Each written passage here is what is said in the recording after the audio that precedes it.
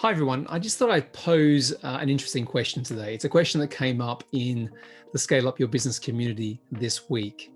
And it was one of those questions that kind of stopped me in my tracks because it was a really well articulated question and one that I don't think I'd really answered myself for some time, if not ever.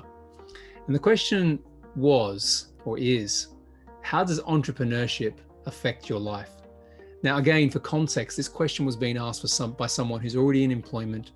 They don't like that. They see that that's risky these days. The world of work is fundamentally changing, certainly since COVID. The idea that a job is for life and a job provides security, that's not as clear as it once was.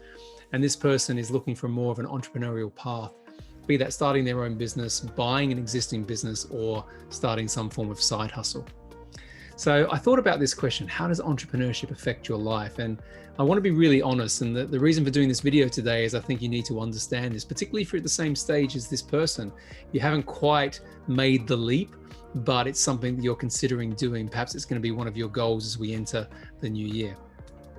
So first and foremost, I think entrepreneurship is a roller coaster. If you like things to be very stable, if you like things to be very predictable, then entrepreneurship is not that. What entrepreneurship is the highs and lows, hence the reason of the roller coaster analogy. And sometimes those highs and lows can happen on the same day. You can have your best day and your worst day, and it's, as I say, often the same day. But that's the fun of it. That's the excitement. And I often think that the opposite of fear is boredom. And what you find with entrepreneurship is you might be feeling more fear, more uncertainty, but you never feel bored because there's always a lot to do. There's always different problems to solve. There's also many more opportunities that present themselves that I found when I had my life in corporate didn't exist, certainly not in the same way. So the first point really is there's an adjustment period. Don't think that you can transition maybe out of employment, traditional employment, into entrepreneurship really easily, and don't expect that you can. And that's why when I made the decision, I focused a lot on my own personal development, my own professional development. I had mentors, I had coaches, people who could help guide me so that it would feel more comfortable, even though it wasn't comfortable. So that's the first part of how it affects you. And that's in the kind of first step, as I said, when you make that leap. The second thing that's worth noting is that it's amazing once you start to get into the groove and when you start to feel some congruence with everything that you're trying to do. So first and foremost, you start to feel free. That may not feel financially free when you start, because it can take longer than you expect to, bring your income level back.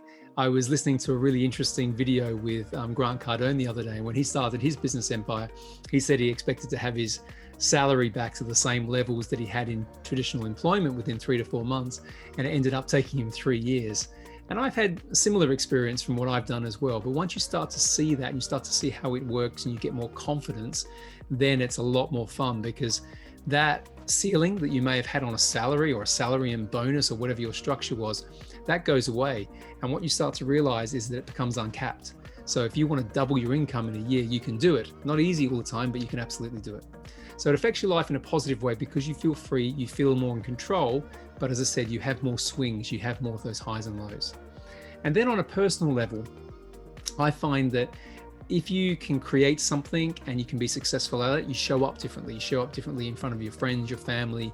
You can inspire others in different ways. And I've certainly seen myself be more of a role model and being described as more of a role model in front of people since I've had success in my various businesses. But you've also got to be clear that you don't become obsessed, because if you become obsessed with it, business becomes everything that you focus on, then you can neglect the other areas of your life, be that your family, your health, making a bigger contribution. And I suppose that's equally as easy to do when you're in the world of, a corporate job or employment. But when it's entrepreneurship, it can become even more focused. And you kind of, as you start getting momentum, for example, you start putting more time into it. And I suppose my counsel to you is don't let those things become the detriment of the other important things in life. So that's it. I mean, my pathway into entrepreneurship has been many and varied. It started when I was 18. It kind of re-sparked again in my 30s.